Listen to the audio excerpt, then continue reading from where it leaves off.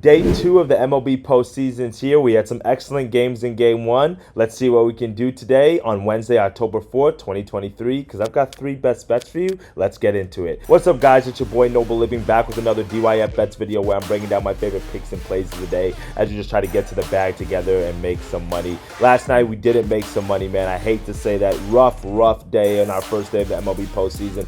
2 losses on the day. We lost on Kevin Gausman's strikeouts. Finished with 5 and 4 innings. If he went out for the 5th or 6th inning, we probably would have gotten it, but he was tipping his pitches. Tough to see. 2 home runs off him early. Hate to see that. We also lost on the Brewers run line. We were up 3-0 early on that one, and then Corbin Burns, our ace that we were going to depend on, I don't know what happened. He started giving up the long ball. Like I said in yesterday's video, the MLB postseason comes down to home runs, and it comes down to strong pitching. I think we saw that yesterday in both the Twins game and the Brewers game, how that really plays a factor. 0-2 on the day. I did give out 3 plays. 1 pick is pending. That's the series pick on the Jays, so we got to wait a few days for that one to cash in. But you can see our year-to-date record right here. Started off the playoffs a little slow, but today we're going to bounce back, and trust me, we're going to get after that money. You don't want to miss out on these winners that we're going to be dropping on the channel, so make sure you drop a big like and a subscribe. I greatly appreciate it, and let's dive into our first best bet.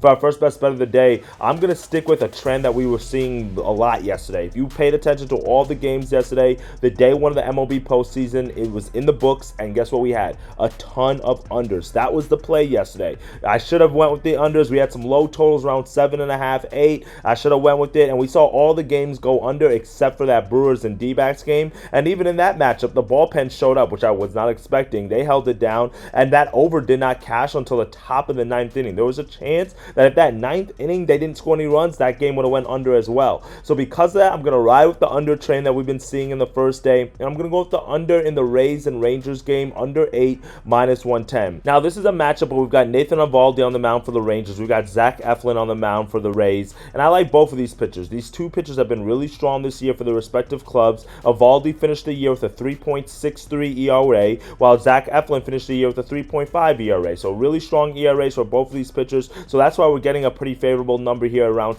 8. Some books might have it 7.5. Some books might have it at 8.5. But they do have strong lineups, so that's why we are seeing this number of 8. But one thing that I really like to see with both of these pitchers is how they can control their strikeout ball and how they can control the amount of walks. If they're able to do that, then I think this one soars under the total. Even yesterday's game soared under the total, and the Rays made 4 errors. I mean, they made so many defensive mistakes in that game, and if they didn't, that was a matchup that could have really ended 1-0, 2-0, depending on how, the game played out. But if it wasn't for some of those defensive gaffes and mistakes yesterday by the Rays team, then we could have really seen this one go under. And I think that we can see this one go under again today because of how strong both of these pitchers are. Now, Nathan Eovaldi has been dealing with some injuries. He has an injury to his forearm, so that is a point of concern, and that is why I do lean with the Rays on the money line. That is the pick that I do like. But for this matchup, I think that he's going to be good enough, and he's familiar enough with this Rays lineup. He's faced the Rays twice this year. He has a 2-0 record against them with a 2.9 ERA in 12 innings. So you love to see that. The Rays have had a batting average of less than 200 in both of those starts. So that means that he's been really effective, limiting the amount of base runners, or limiting the amount of guys that get on base. So I love to see that from Nathan Eovaldi. And another thing that you got to note as well is just the Rays have just been woeful in October with those bats. I don't know what it is. Even dating back to last year in the postseason,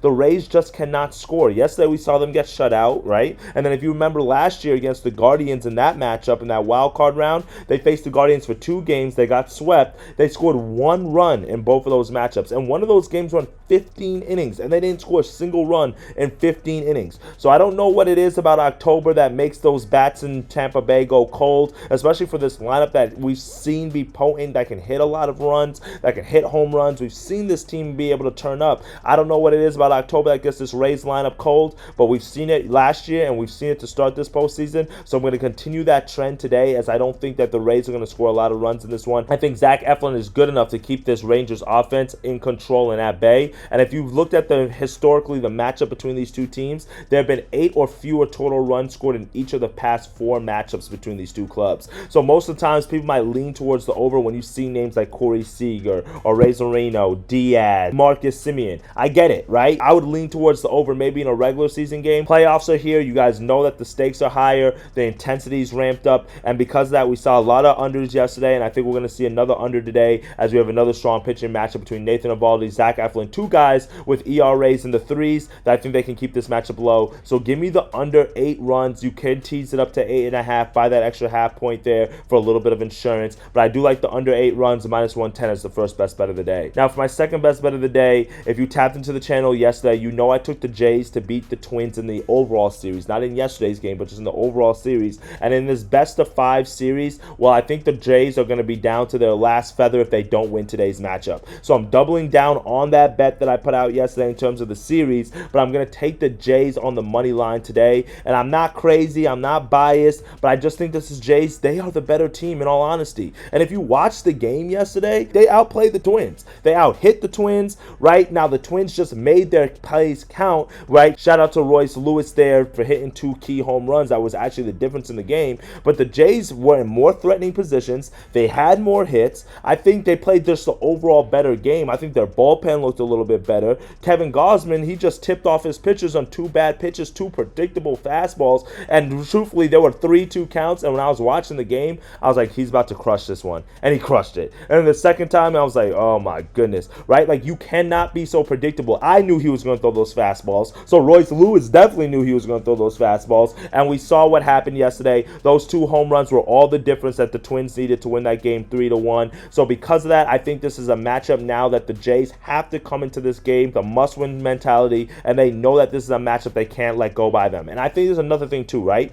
The Twins, they were playing yesterday in that must-win mindset. Everybody in the media, you heard it from the left, you heard it from the right, you heard everybody on Twitter, everybody on ESPN talking about that 18-game playoff losing streak for the Twins. So I think they locked in that matchup knowing that they had that home opener with that streak on the line, with all the news and the rhetoric put out there. So I think they played that game yesterday with a little bit more of incentive than the Jays did, and I think that also helped contribute to that win. But now that they broke that streak, all slates are clean, right? Now it's basically starting 0-0 again, and I think this is a matchup, and when you look at the pitching matchups, that favor the Jays. We've got Jose Barrios on the mound for the Jays, and he's been strong this year. 3.65 ERA to go with 184 Ks, which was good for the top 25 in the league. You love to see that. And then, like I mentioned in yesterday's show, we talked about the Twins' struggle with the strikeout ball. They actually broke the MLB record for the most strikeouts in a season this past year, and I believe that plays a factor again today. Now, Gausman didn't go deep enough in that game yesterday to make those strikeouts a factor. We did take the player prop, but you know, it happens. But I think those strikeouts are going to be effective today for Jose Barrios. And yesterday, the Twins did show some pretty good plate discipline against Gausman. I don't think he tested the Twins batters like he should have. I mean, a lot of those splitters were in the dirt. I mean, I'm watching it and I wouldn't even swing at some of those pitches. He didn't really test the corners as much as he should have. So it really forced him to have to pitch the ball over the plate. And he still had 5 strikeouts in 4 innings. So if Barrios can keep his control in today's matchup and really paint the corners and really be able to give the Twins a bunch of different looks, I think he should be able to get to this Twins lineup. And I also like the fact that he's faced the Twins already at Target Field this year. And I know it's the postseason, I know it's October, so it's not really about the same situation and scenario, but he pitched 5.2 innings at Target Field this year, and he shut out the Twins in that matchup. The Jays end up getting that win. So I love when you got a pitcher who's had experience against the lineup in the past. Now, we've got Sonny Gray on the mound for the Twins, and he's been absolutely stellar this year in terms of his control, his ERA for the Twins. Like, he's been doing really well.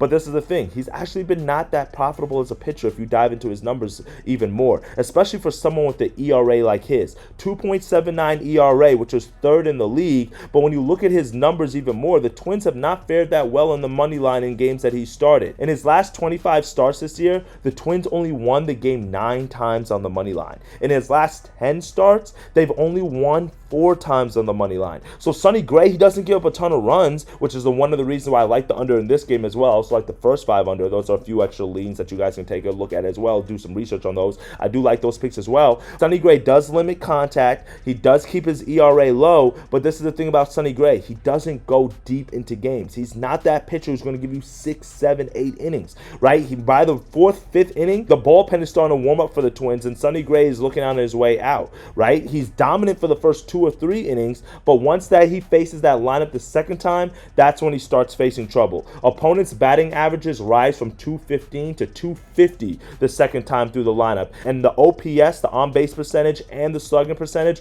also goes up as well in the second time through the lineup, and I think that's something that the Jays might be able to exploit as well today. Now, Lopez, he did pitch really well for the Twins yesterday, gave the Twins a very strong outing, but the Twins only used 4 relievers in that matchup, so if Gray can't get through 5 innings in today's matchup, guess what? Then that's going to be a point of concern, because now you have to lean on that bullpen again. They used 4 guys yesterday, so that means they might have to use 4 or 5 guys again today, and I think that the Jays might be able to get to them. The Jays threatened yesterday. They just weren't able to get those runs across the board. They had several opportunities. We saw some stellar defensive play like Carlos Carrera throwing out Bo Bichette at home. We saw Vladdy Guerrero start off the 8th inning with a double, and the Jays weren't able to get him home. So I think those threatening positions today, if the Jays are able to get them, they're going to be able to cash in. The Twins were able to exploit the home run ball yesterday to get the victory, but if it wasn't for those home run pitchers, it's a completely different ball game, and I think this is a matchup today where Jose Barrios is going to be able to keep the Twins bats at bay. I like the odds value we're getting at this at plus 124 odds on FanDuel, so give me the Jays on the money line. I know I might be a little biased because of my future pending pick, but I think the Jays are able to tie this matchup today against the Twins, so give me the Jays on the money line plus 124 as my second best bet of the day. For our third and final best bet of the day, I'm going to go to that Brewers D-backs matchup, as we have a great pitching matchup in this one between Zach Gallen and Freddie Peralta, and I'm going to go with Zach Gallen over 16.5 outs plus 100. Now, the ace for the D-backs is on the mound, and after no one was expecting the D-backs to win yesterday, including myself, I did not expect them to win. Obviously, I took the Brewers on the run line, right? Especially when they were down 3-0 early in that game. I mean, they got down early. I thought Corbin Burns was going to be able to hold it down, and we were going to be cruising to the end in the finish line. Well, that's not actually how it went, right? Corbin Burns gave up the home run ball. D-backs took advantage of some opportunities, and now they won game 1, and now they have the opportunity to put their foot on this Brewers team's neck and really put themselves in the best position to really get this upset. Now, Zach Gallen, you guys know, if you've been tapped into the channel all year, that is our guy. We love Zach Gallen. He's been absolutely stellar for the D-backs this year. He finished with a 17-9 record, 3.47 ERA with 220 Ks. Just an absolutely amazing year. One of the leading Cy Young candidates there in the NL, and now he's in the position to where he can show up big for his D-backs team here and really be able to put them on his back, as I expect him to do today. Zach Gallen's one of those guys that going deep into games is not something that's out of the usual for him. We've seen him go deep into games time and time again. He actually had a 9-inning shutout matchup against the Cubs last month. I mean, come on now. If that doesn't tell you, I mean, people are not pitching shutouts 9 innings anymore in the league. Like, that was something that we used to see 5-10 years ago. We're not seeing that like that anymore. And to see Zach Gallen be able to do that, that lets you know that this is a guy who can go deep into innings and still be able to be productive at that level. He's averaged over 6 innings per start this year, so that's all we need, is just for him to go like 5 2/3 innings for us to win this bet. So if he goes 6 innings, we cash him pretty easily, and that's right at his average. We love to see that. And then he's also faced this Brewers teams twice this year. He's pitched 7 innings in both of those matchups, which that means that he's gone deep into those games, which I love to see. That means he has familiarity with this offense as well. And then the D-backs, they also pulled Brandon Pfaadt yesterday. That pulled him like in the 3rd inning. So because of that, they had to use 6 relievers yesterday to go 6 scoreless. I was not expecting that D-backs bullpen to do that. I mean, this bullpen has been pitiful all second half of the year, and yesterday they decided to go 6 innings of shutout ball. You love to see it. I mean, that's what the playoffs will do to you. It'll make you step up in positions that you're not used to. But because of that bullpen, they're going to be a little bit tired today. They're going to be a little bit exhausted, and I believe that the D-backs manager knows that. And so because of that, Gallen is going to go deep into this game as long as he's not getting knocked up. If the Brewers are scoring runs, it's a whole different ball game. But because Zach Gallen has faced this lineup twice, and in both of those matchups he's gone 7 innings, hasn't given up a ton of runs to this Brewers offense, I believe that he should be able to keep that momentum going again today. We have a low total in this one, around 8, so we're expecting this one to be low as well. I don't know if it goes over. I don't know if it goes under. I'm leaning towards the under because Freddie Peralta is a pretty good pitcher himself, but I think this is a matchup here that Zach Gallen is going to be able to get us these outs because of how used the bullpen is, how used he is to this lineup, and then also just his familiarity with going deep into games as well. So I think Zach Gallen should be able to finish off this game strong. We only need him to go about 5 2/3 innings for us to cash it on this bet. Plus 100 value is pretty good there. You can't beat that for our third and final best bet of the night. So give us Zach Gallen over 16.5 outs as our third and final best bet. Well, that's it for me today, my friends. 3 bets, 3 winners that are headed your way. We didn't start off the MLB postseason the way that we wanted to. Lost a lot of coin yesterday, but trust me, it's a long postseason. October's a long month. We're going to make that money back. And if you guys are interested, because today starts the 49 straight days, I think it's 49 or 50 straight days that we're going to have football on. It's either college football or NFL football is going to be on for the entire month of October and leading into November. So if you want to stay up to date on some of those picks and plays that I'm dropping with the college football slate and the NFL slate, make sure you guys are tapped into my Twitter and my TikTok, because I'm going to get that TikTok going back again, and I'm going to start dropping a pick, and every single day I'm going to drop a football pick, and I'm going to track to see how I do over the next 49, 50 days and see what goes on and see if I'm able to stay profitable as we try to stretch out this entire month of football winnings. All right, guys? Make sure you guys tap into the Telegram group as always. I appreciate y'all. Link is in the bio. Let's make some money today, and I'll see y'all tomorrow. Later, guys.